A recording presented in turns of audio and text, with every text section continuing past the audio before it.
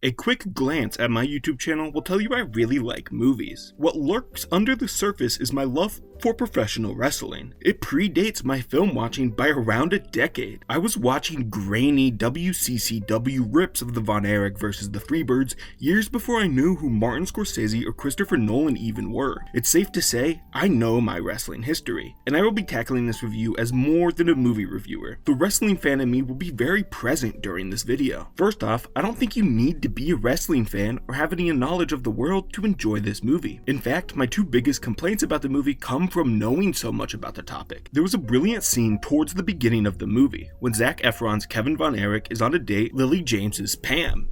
Pam brings up the old age question about wrestling being fake, and Kevin explains it to her, but more importantly, the audience. It is predetermined, but not fake, and getting the world title is just like any other job promotion. Winning that world title doesn't mean you are the best fighter, but instead the best performer and employee. It's a relatively short part of the movie, a fraction of a scene, but it's brilliant. Brings viewers who need it up to speed without over-explaining and annoying the wrestling fans. I love this movie for not baby-talking the non-wrestling crowd. They don't need to be filled in on every little insider term. You don't need to teach the audience what a heel or a face is, work and shoot. None of that matters.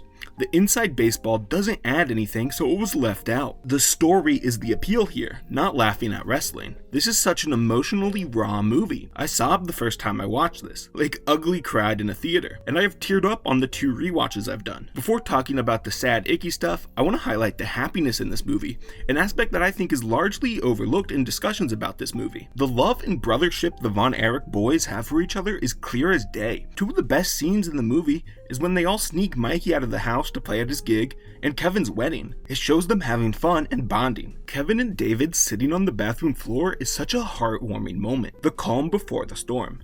Kevin comforting David at his own wedding showed the bond. It doesn't matter if the day was supposed to be about Kevin. His younger brother needed his help, so he sat down and had the conversation with him. So many little moments showing their affection for each other. When Fritz says David will get the world title match, Carrie shoots up to hug and hype David up. They sometimes fight, but their bond is excellently established. That's what makes it hurt so much when things start to go poorly. You feel how much joy David's brotherhood brings Kevin, so it being ripped away from him makes you feel that gap. The ending is perfect. Based on the real quote, I used to have 4 brothers, now I'm not even a brother. It's one of the most devastating things I've ever heard. For him to say that to his kids, and then go and play football like it's nothing, shows how used to pain he has become. Might be my favorite end to a movie ever. Shows there is light at the end of the tunnel, it's not all doom and gloom. Kevin has a family now, and is happy. My first of 2 problems is rather minor. The emotional peak of the conflict. After Mike's suicide, Kevin gets back in the ring, training for his title match, hitting the ropes hard. This scene was entrancing. The emotional weight of another death hitting and conflicting with the continued expectations put on Kevin. It's brilliant, and I love this part of the scene. Then we get a promo from then world champion Ric Flair. The actor does such a bad job. I don't even think you could call it an impression. It is so distracting to see one of the most recognizable, quotable wrestling personas be butchered at such an emotional moment. Ignoring his out-of-ring bullshit, Flair is one of the best ever in the ring and at talking. He is so iconic, it really bugged me that the easiest slam dunk of a impression was airballed. Is that how basketball works? I don't know, I watch wrestling. I think I could cut a better Ric Flair promo than that guy did. My other problem comes from the portrayal of Fritz Von Erich, the dad of the family. The real Kevin talked about the movie and how it viewed his dad. Kevin said it was an unfair portrayal that blamed his dad for the death of his brothers. But this movie has by far the kindest depiction of Fritz I've ever seen. It presented Fritz as a dad that cared about his son's success too much and wasn't there emotionally for his sons. The biggest wrongdoing he had in the movie was just being too invested in their success. Kevin will never admit it, but Fritz Von Erich is a monster that pushed multiple of his sons to suicide and overdoses. When describing Fritz, people usually say he is one of the most evil people in wrestling history. Do you know how low of a bar that is? How evil you need to be pointed out as particularly messed up in the carniest business there is. I wish we got to see more of Fritz's true nature, but I do wonder if the movie could get any sadder. We go through child death, drug overdose, suicide, car wreck, and another suicide.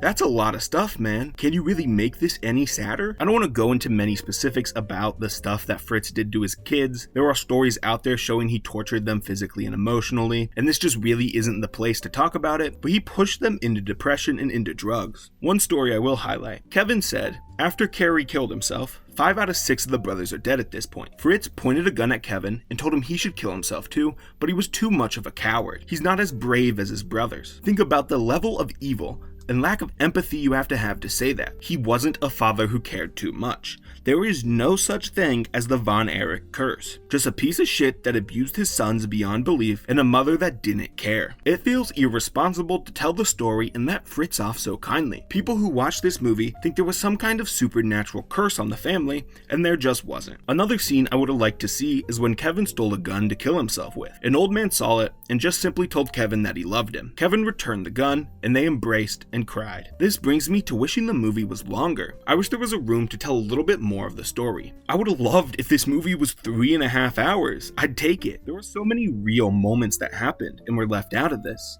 Both sad and inspiring that could have been put in, and I loved it during the runtime. I wanted it to never end. While I wish we got to see more of who Fritz really is, it's a nitpick. Something that me as a wrestling fan can point out and say that's not how it really happened. It doesn't ruin the movie by any means. The first YouTube video on this channel, and the first one I made, was an award show for 2023 movies. The Iron Claw won Best Actor, Poster, Cinematography, and took home the big award with Best Picture, along with sweeping a lot of noms. Harris Dickinson, Lily James, and Screenplay. Extremely robbed from Director. In retrospect, Sean Durkin should have replaced Alexander Payne. I loved the Iron Claw at the time I made that video. Since then, I have questioned if I prefer Oppenheimer though. I was hoping this rewatch would clear things up. I don't feel confident enough to say I prefer Oppie, because I still love this movie, but that's how good this is. The win in my award show has aged pretty well. Efron is still magical in the role, carrying the entire movie, the emotional weight of it all. Lily James' supporting performance is the very definition of a supporting performance, there to lift the movie up and add on to what Efron is doing. Stanley Simons and Jeremy Allen White are great in their roles. Then there is my boy.